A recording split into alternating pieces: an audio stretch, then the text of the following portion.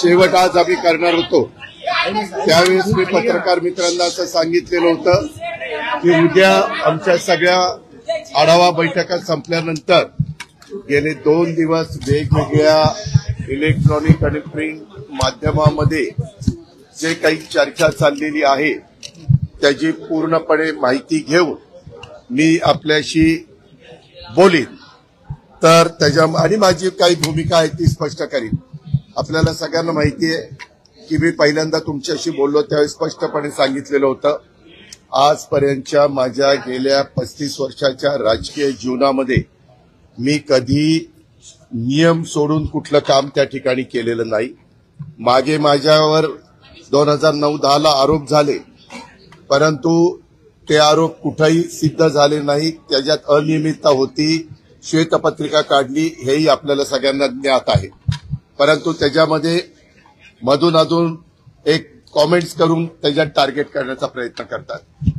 या व्यवहारामध्ये देखील मला अजिबात काही माहिती नव्हतं। माहिती असतं तर मी लगेच सांगितलं असतं हो मला विचारून ते व्यवहार झालेला आहे।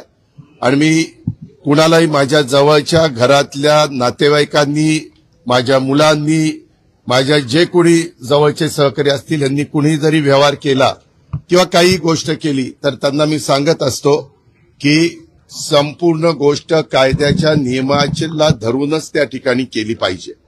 आता या व्यवहारामध्ये मी जी माहिती घेतली त्याच्यामध्ये चर्चा मोठ्या प्रमाणावर सुरू झाल्यावर आपल्या राज्याचे मुख्यमंत्री नागपूरला होते त्यावेळेस मी त्यांच्याशी फोनवर संपर्क साधला आणि मी त्यांना सांगितलं जरी माझ्या घरातल्या जवळच्यांशी संबंधित असणारा हा विषय असला तरी तुम्ही राज्याचे प्रमुख आहात, तुम्हाला जे काही नियमाप्रमाणे करावं लागेल त्याची चौकशी करावी लागेल, काय तुमच्या मनामध्ये समिती नेमायची असेल जे काही करायचं असेल कारण आपण एवढ्या मोठ्या राज्याचं नेतृत्व करतात ते करा। मला माझा त्या गोष्टीला पाठिंबाच राहील कारण शेवटी वस्तुस्थिती आरोप करणं सोपं असतं परंतु त्या आरोपातली वस्तुस्थिती काय आहे हे जनतेला कळणं देखील तितकंच महत्वाचं असतं। याबद्दलची माहिती घेतल्यानंतर तुमच्या लक्षात येईल की ह्या व्यवहारामध्ये 1 रुपया पण दिला गेला नाही तरी मोठे मोठे आकडे सांगितले, मोठ्या मोठ्या गोष्टी सांगितल्या गेल्या आणि विरोधकांनी पण आम्हाला वेगवेगळ्या पद्धतीनं टार्गेट करण्याचा प्रयत्न केला। साहजिकच विरोधक त्याचा बदनाम म्हणजे आम्हाला टार्गेट करण्याचा प्रयत्न करणार तो त्यांचा अधिकार आहे, त्या खोलात मला जायचं नाही। परंतु मला आज संध्याकाळी कळालं की ह्यामध्ये ते जे काही डॉक्युमेंट झालेले होते ते सगळे कॅन्सल करण्यात आलेले आहेत। जो काही व्यवहार झालेला होता तो कॅन्सल करण्यात आलेला आहे। दुसरी गोष्ट या राज्याचे ऍडिशनल चीफ सेक्रेटरी रेव्हेन्यू यांच्या अध्यक्षतेखाली काही विभागीय आयुक्त आणि काही वेगवेगळे मान्यवर यांची समिती आजच काहीतरी जाहीर करण्यात आलेली विभागीय आयुक्त पुणे, अप्पर मुख्य सचिव, महसूल मुद्रांक नोंदणी, जमाबंदी आयुक्त आणि संचालक भूमी अभिलेख, नोंदणी महानिरीक्षक व मुद्रांक नियंत्रक पुणे, जिल्हाधिकारी पुणे आणि सहसचिव मुद्रांक महसूल व वन विभाग आणि त्यांना ह्या संदर्भामध्ये ह्या सगळ्याची चौकशी करून हे साधारण 1 महिन्याच्या आत हा अहवाल सादर करावा अशा पद्धतीनं सूचना केलेल्या आहेत की मौजे मुंडवा तालुका पुणे शहर जिल्हा पुणे येथील सर्वे नंबर 88 मधील जमीन खरेदीच्या दस्तामध्ये झालेल्या अनियमिततेबाबत चौकशीसाठी चौकशी समिती नियुक्त केलेली आहे। तिने पण पारदर्शकपणे काम करावं। साहजिकच आहे राज्यातल्या प्रमुखांनी सांगितल्यावर त्यांचं कामच आहे आणि हे अधिकारी जर तुम्ही बघितले तर विकास खारगे यांचं गेले अनेक वर्षाचं काम एक स्वच्छ अधिकारी म्हणून त्यांची प्रशासनामध्ये प्रतिमा आहे आणि बाकीच्याही अधिकाऱ्यांची तशाच प्रकारची प्रतिमा आहे।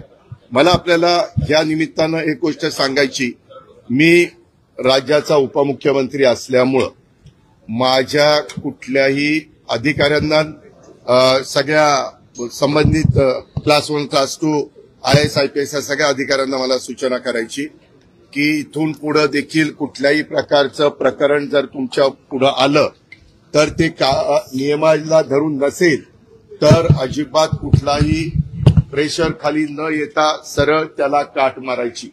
कुणी माझ्या जवळचा नातेवाईक असो नाहीतर कुणी माझ्या नावाचा वापर करून कुणी काही केलेलं असलं तर हे मला चालत नाही, चालणार पण नाही.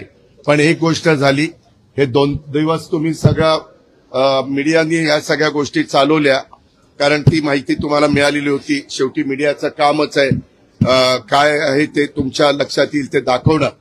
पण त्याच्यामध्ये अजून पण इतर वेगवेगळे बाबी आमच्या वेगवेगळ्या भागातनं, मला वाटतं बारामतीतनं पण काही असं झालंय तसं झालंय. माझं म्हणणं की ज्यांच्याकडं याबद्दलचे चुकीच्या गोष्टी झालेल्या असतील त्या सर्व बाबींची चौकशी संबंधित अधिकाऱ्यांनी करावी.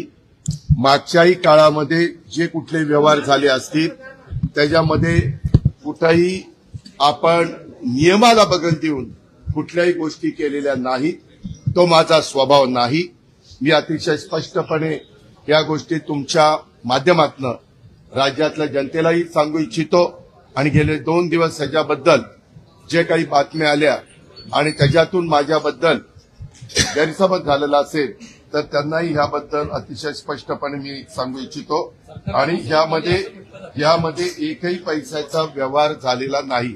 आता तो का झाला नाही, व्यवहार झालेला नसताना कसं रजिस्ट्रेशन झालं, ते कुणी दिलं, हा सगळ्या तपासाचा भाग आहे. आणि त्याच्यामुळं संबंधित हे 1 महिन्याच्या आत त्याचा सगळा तपास करतील. बरं, त्याच्यामध्ये एफआयआर पण दाखल झाली. त्याच्या संदर्भामध्ये मला कळलं 2 पोलीस स्टेशनला एफआयआर दाखल झाल्या. अशा पद्धतीनं त्याच्यामुळं पोलिसांचं काम करणार, त्याच्यात पण कुणाला राजकीय हस्तक्षेप करण्याचं कारण नाही. पूर्णपणे पारदर्शकपणे ह्याची सगळ्याची चौकशी झाली पाहिजे. आणि दूध का दूध, पाणी का पाणी, हे सगळं पुढे तुम्हाला टार्गेट केलं जात आहे का? टार्गेटेड आहात का? तुम्हाला टार्गेट केलं जात आहे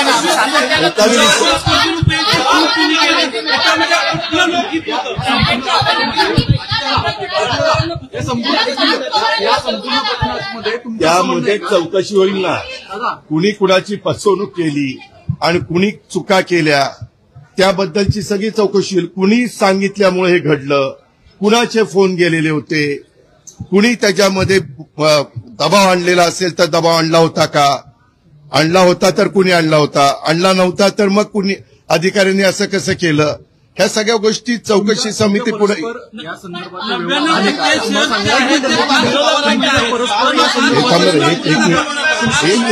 तुमच्या परस्पर या संदर्भातले व्यवहार पार्थ यांनी केले का असं तुम्हाला सांगायचंय का? याबद्दल नाही, मला हा व्यवहार झालेला माहिती नव्हता. सागर, मी तुला स्पष्टपणे सांगतो, माहिती असता तर मी तुम्हाला आधीच सांगितलं असतं हो या व्यवहारात मला माहिती आहे. मी नाही रे बाबा. ज्यावेळेस कधी कुणी काही चर्चा करतं, हे कुठल्याही व्यवहाराचे असो, कुठलाही व्यवहार कुणी मला विचारलं तर मी सांगतो जे काही नियमाप्रमाणे असेल ते करा. नियमाच्या बाहेर जाऊन कुणी केलेलं मला त्या ठिकाणी चालणार नाही. मी आज दुपारी माझ्या ऑफिसच्या प्रत्येक अधिकारी जे आहेत त्यांनाही विचारलं की तुम्ही डीसीएम ऑफिसमधनं कुणाला फोन करून दबाव आणला का? कुणीही त्याचा दबाव आणलेला नाही. या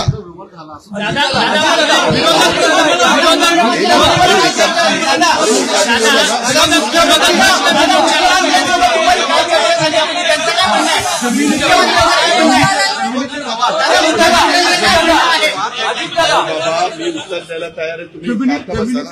मुख्यमंत्री एक मिनिट जमिनीचे व्यवहार रद्द झाले असं तुमचं सांगणं म्हणजे नेमकं काय? नाही. ते जे काही रजिस्ट्रेशन होतं ते कॅन्सल करण्यात आलेलं आहे.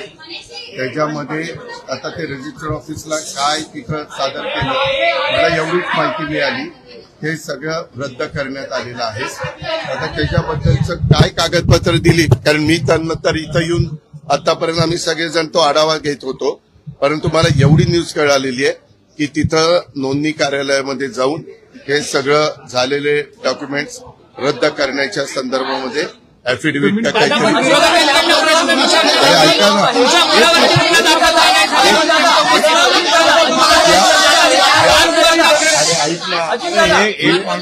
अरे बाबा, ही जमीन ही सरकारी जमीन आहे. सरकारी जमिनीचा व्यवहारच होऊ शकत नाही. ही पूर्वीची महारवतनाची जमीन आहे. या अशा अनेक गोष्टी पुढे आलेल्या आहेत.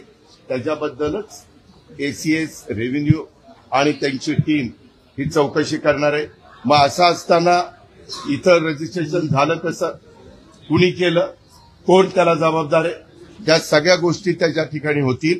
आणि त्याच्यामध्ये मला वाटतं 3 लोकांच्यावर एफआयआर मध्ये नावं टाकली गेलेली आहेत. त्यांची पण चौकशी केली जाईल. काही जणांनी विचारलं की बाबा त्या कंपनीमध्ये पार्थ पवार असताना त्यांना कसं काय त्यांचं नाव टाकलं गेलं नाही.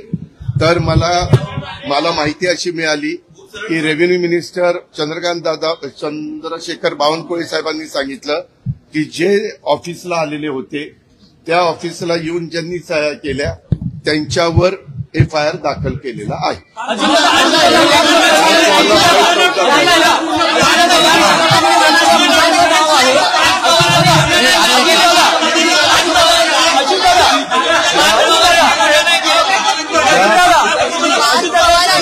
याबद्दलची कुठली माहिती ही इत्थंभूत सगळी की काय आहे कसं आहे.